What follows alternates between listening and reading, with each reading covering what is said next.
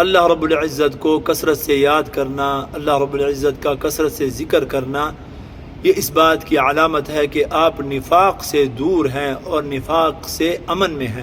چنانچہ امام ابن القیم رحمہ اللہ تعالی فرماتے ہیں کثرت ذکر اللہ عز وجل امان من النفاق فإن المنافقین قلیل الذکر للہ عز وجل قال اللہ تعالی فی المنافقین ولا یذکرون اللہ الا قلیلا۔ فرماتے ہیں کہ اللہ رب العزت کو کثرت سے یاد کرنا یہ نفاق سے امان ہے، حفاظت ہے، اس لیے کہ منافقین تو بہت ہی کم ذکر کرنے والے ہیں، منافقین کو ذکر کی توفیق نہیں ہوتی۔